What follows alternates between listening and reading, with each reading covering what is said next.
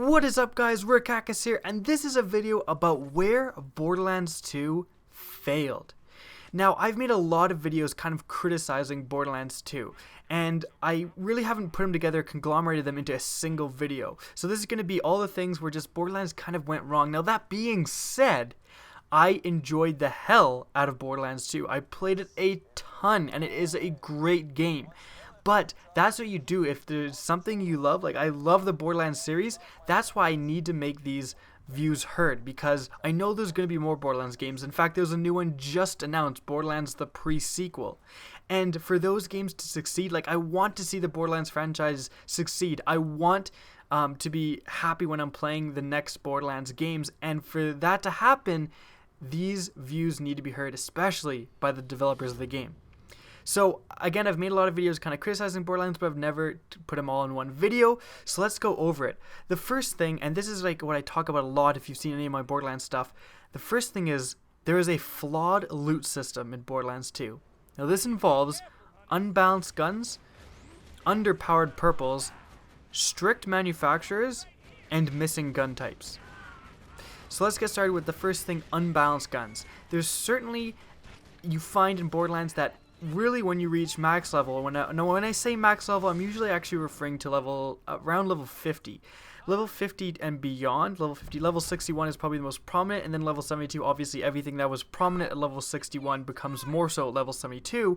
But frankly, with the unbalanced guns, the best example I can put into your guys' perspective is the Wanderlust pearlescent pistol.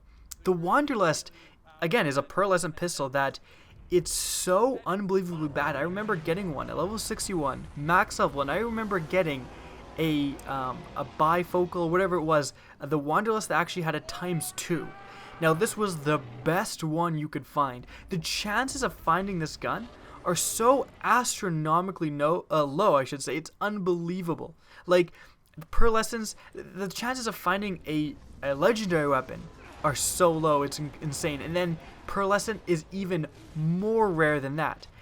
And I got the best version. Again, I got a max level 61. I was level 61. I got the best version, the one that had the ×2 in the damage, so it was doing twice as much as a single one would be.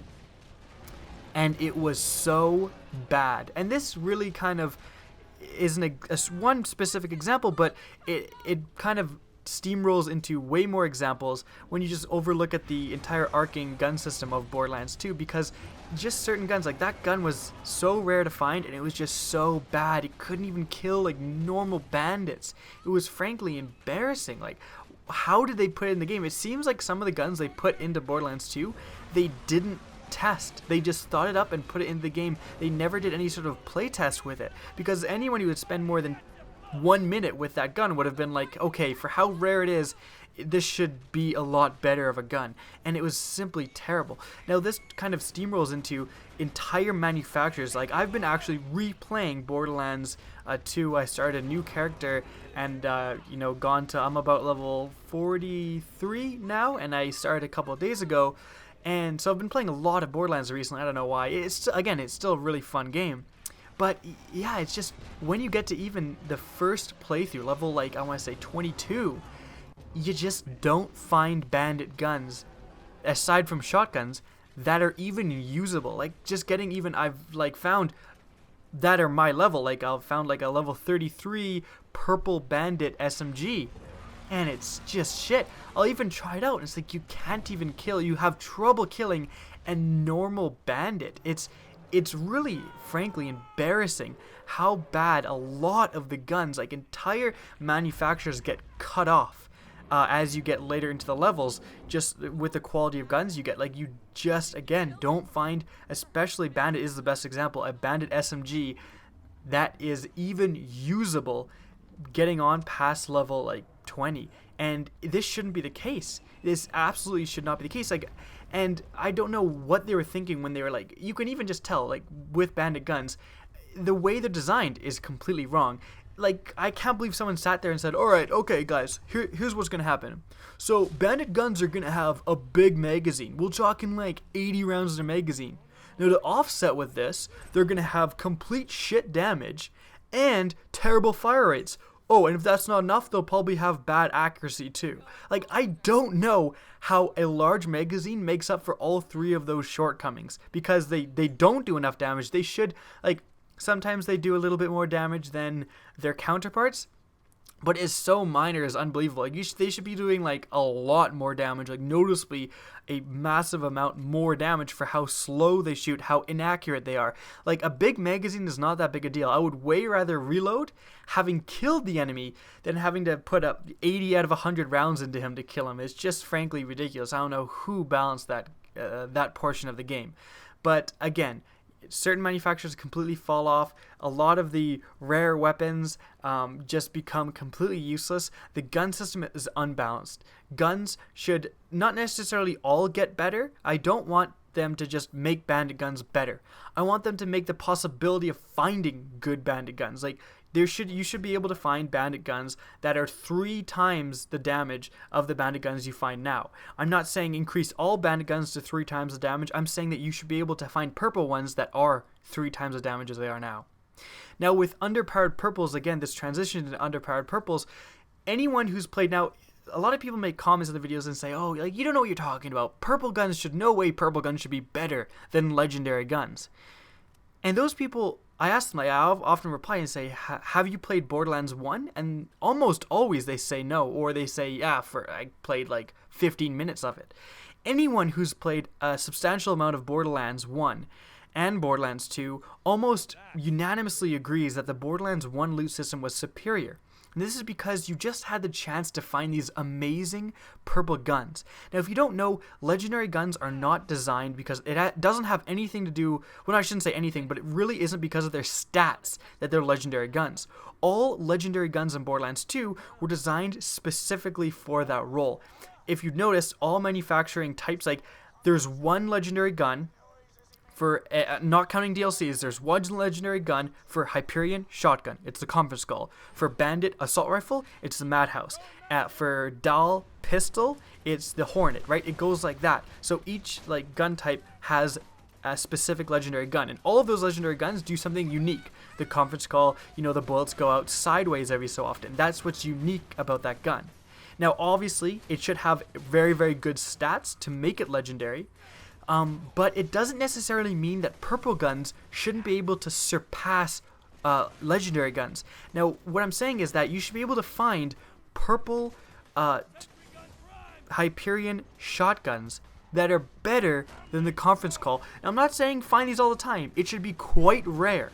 But you should be able to find a purple Hyperion shotgun that is better, just has better stats, like better damage, better accuracy, stuff like that, than the Conference Call. And this is because the Conference Call is doing something special. It's splitting off and the bullets are shooting sideways. That's why it's legendary. Normal guns do not do this, but you should be able to find a normal gun that just has the right amount of stats that you find it, you're like, wow, this is even better than a Conference Call.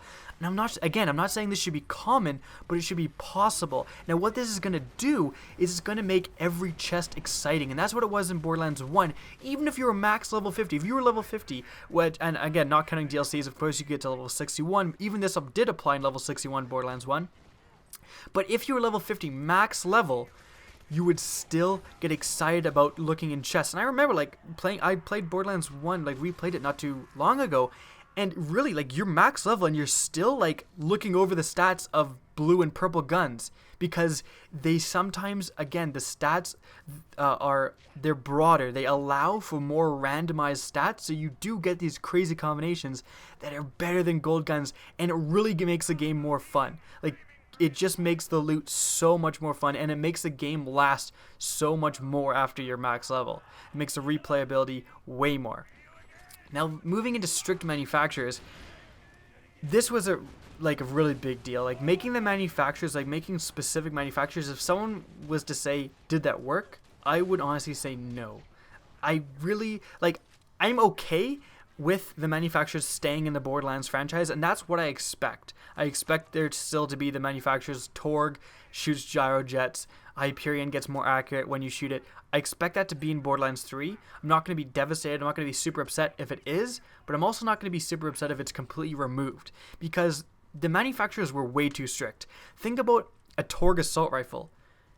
every Torgue assault rifle is essentially the same. Yes, you could have some that took up 4 ammo per shot and would shoot the rockets, but in terms of the gyrojets, there really wasn't that big of a difference between like every Torgue assault rifle I think of one is exactly the same. And if you find one that's purple, I mean, it just has generally better stats, but it kind of ruined a lot of the fun of Borderlands that was instilled by Borderlands 1, where you could just find these crazy combinations. Like the SMGs in Borderlands 1, you could randomly find ones with ×4, and they would just shoot 4 bullets at once, and they would have kind of shittier accuracies, like 30 accuracy, but it was just crazy that you could find these, like ×4 SMG. You were just like blown away, like wow, and it wasn't very likely, but it was possible. And that's what really annoyed me about Borderlands 2 was, why the hell can't you find a Torgue assault rifle with a ×2 or even ×3 prefix where it shoots 3 bullets at once just randomly? And again, this won't be very likely, but it should be possible. All of the guns like are so, they did a pretty good job with shotguns, I will admit, where you could have 1 barrel, 2 barrel, 3 barrel, or 4 barrel shotguns, and depending on how many barrels they have and how many ammunition they used up, they would be drastically different from one another. But it was a real missed opportunity how stingent they made, like every Torgue assault rifle must do this, and it was kind of ruined the aspect of randomization and loot. And in case you don't know, like Borderlands 1 had like 18 million different combinations of guns, Borderlands 2 had 5 million. So introducing these very strict manufacturer types really screwed over the randomization and just the amount of overall loot there was in the game. Now this is again a huge thing with E-Tech weapons. It is absolutely like it makes me kind of mad when I talk about this because it's like such a missed opportunity. It's insane. But E-Tech weapons, like think about an E-Tech pistol. It shoots the dart, when the dart will stick into an enemy and then explode. And then a shotgun will shoot a ball, and like an SMG will shoot the plasma circles. Why aren't these interchangeable? Why can't I find a shotgun, an E-Tech shotgun, that shoots the pistol type darts? Do you know how fun it would be to find like a huge Torgue, not even necessarily Torgue, but like a Jacobs shotgun? You would shoot a guy with the E-Tech darts and then they would explode later and do like massive damage. Like that would just be so much fun. Why can't you have pistols that shoot the shotgun like balls of slag and stuff? That would be amazing. Like you should have the different slag aspects, the needles, the plasma balls, and then the kind of like slag balls should all be interchangeable with all the different E-Tech guns, and even the railgun lasers of the sniper rifles, that should be interchangeable with the other two. Like why can't you? I would be so happy to find a sniper rifle that shot the pistol style needle, but the needle would obviously go a little bit faster than usual, but you would stick an enemy in the head and then you would explode. Like that would be a ton of fun. And also being able to have a shotgun or a pistol with the railgun style of E-Tech where it could go through other enemies. It's just a huge missed opportunity that they said. Again, I don't know why they made everything so strict, like all pistols must have the needle E-Tech and that's it. Like I don't know who was saying that. I don't know why they did that, because if it was interchangeable, if different guns could have the needles or the railgun type things or even the slag balls, that would be so much fun and add a huge new aspect of customization and loot into the game. Now lastly, missing gun types. This has been a kind of a pet peeve of mine since the very beginning. I've been complaining about this for a while, but I'm not going to say too much about the missing gun types. I'm just going to leave you with, it's completely ridiculous that you can't find a Hyperion assault rifle.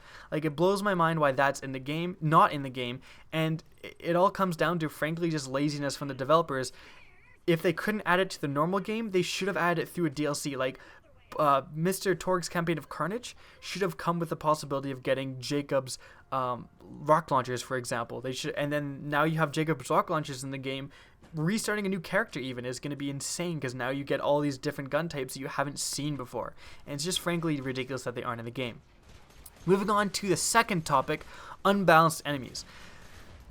And unbalanced enemies covers over terrible drop rates and overpowered attacks. Now, terrible drop rates, it's frankly ridiculous how bad a lot of the drop rates were for a huge portion of the game. They actually did an update to increase the drop rates for legendary weapons and stuff. But before, it's like, oh my god, you're max level, you're farming a guy for hours, and you're not getting his one legendary gun.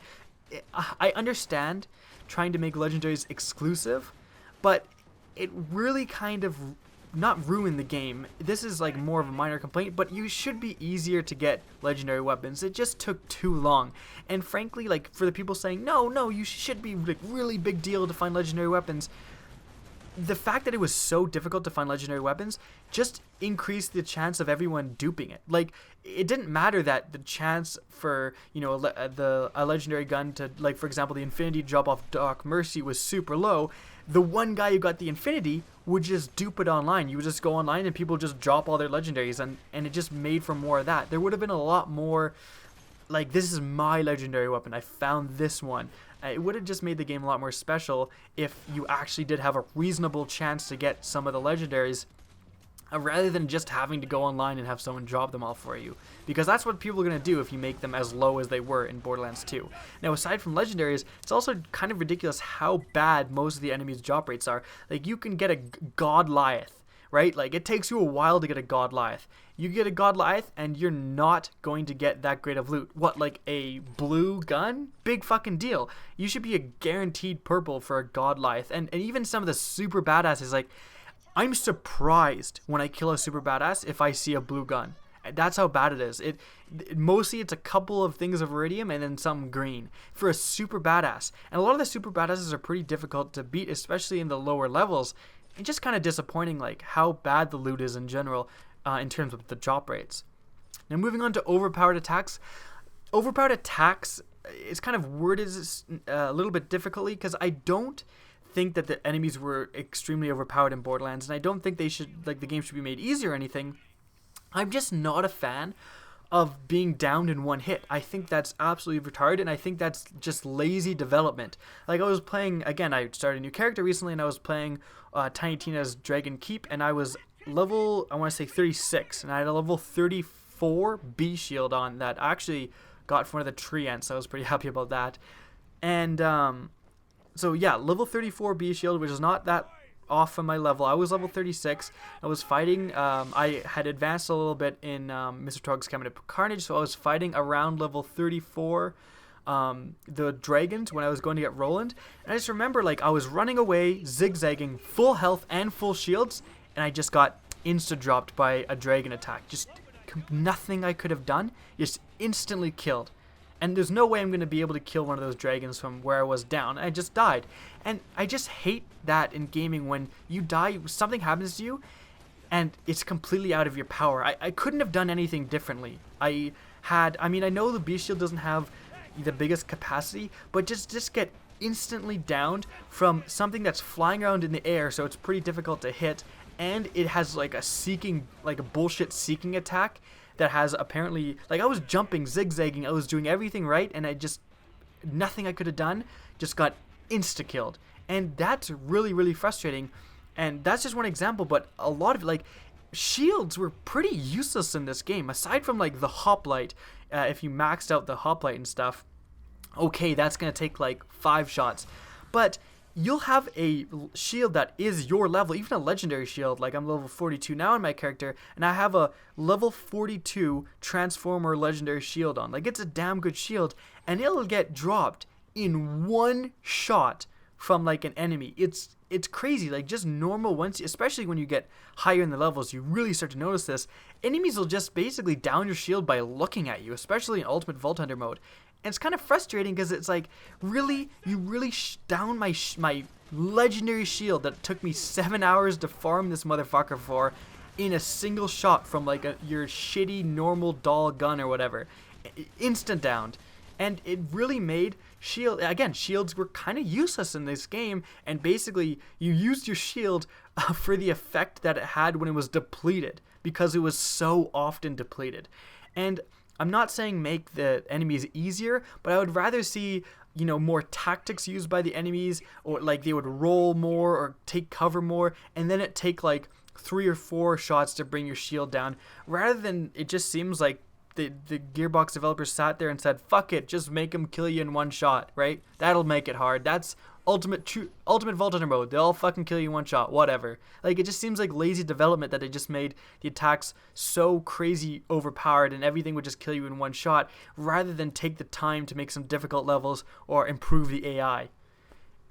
Lastly, the general complaints. So these are just some general things, and this involves: money is useless, the campaign does get tiresome, the DLC vehicle exclusivity, and not enough loot additions. So going over this, money is a useless currency pretty much. Like, aside from maybe buying some ammo every once in a while, you don't need your money. You just have millions of dollars, and if you die, you whatever. You don't give a shit. Like, because the chances of getting good guns in vending machines were so horrible in Borderlands 2, and this kind of relates to purple and blue guns being generally useless, but like in Borderlands 1, every once in a while you would see a legendary gun, like an orange gun in a vending machine, and you would be blown away, and that's why you needed to save your money. Money was a big deal. Borderlands 2, this like basically never happens. It is possible to find a legendary gun in a vending machine, but it is so astronomically unlikely that money just becomes useless, and it's really wasted opportunity. There should every once in a while be a legendary gun in a vending machine, and that's gonna make like dying a bigger deal, and it's gonna make people like want to sell more guns and pick up more guns. It's gonna make money a viable currency, whereas right now you don't give a shit if you die, because you lose money, you're never gonna spend that money anyways. Next, the campaign does get a little bit tiresome. I do like the Borderlands campaign, and I really like the DLC campaigns, and it's really nice being able to, now that all the DLCs are out, if you start a new character, you can just do all the DLC campaigns. You're basically gonna like level up your guy through that. I really don't like, though, I've played the main campaign so many times now that it just gets like tiring. It's like, oh my god, I know you're the Filehawk Lilith, like I don't care. And they could have easily fixed this by when you redo the campaign, like let's say you're on true Vault Hunter mode, you should have a bunch of, not a bunch, just like a fair amount of new side quests that weren't available during the first playthrough. Like, suddenly Hammerlock has a bunch of quests that he didn't have before when you played it in the first playthrough, and that's just gonna make each playthrough you do, or just random quests. Like, Hammerlock will have a set of 5 different like big quests, and it's random, so he might have one, he might randomly have another one. That would make it so that every time you replay the campaign, you can do a quest that you've never done before, and that's going to add just a bunch of longevity to the game.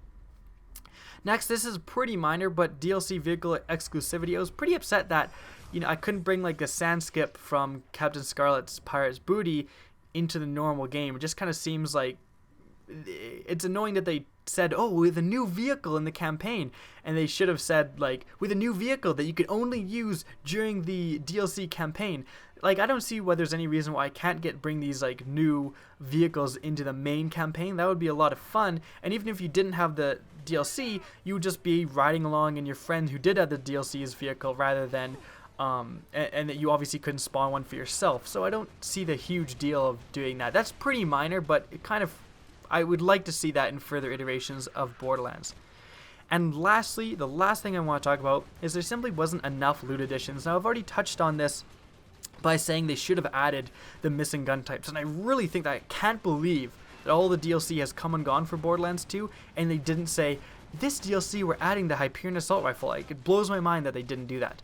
It was a huge step forward, especially in Tiny Tina's Assault on Dragon Keep. There was some great loot additions. They added the Ogre, they added a new legendary grenade, they added a bunch of like little grenades. Like, those are always good, and the quest rewards, like the different blue guns you get from quest rewards that are unique, are always good. But they should have added just more. Like, adding the Ogre was a great thing, like adding a new legendary gun to the game, because you can get the Ogre in a chest now anywhere.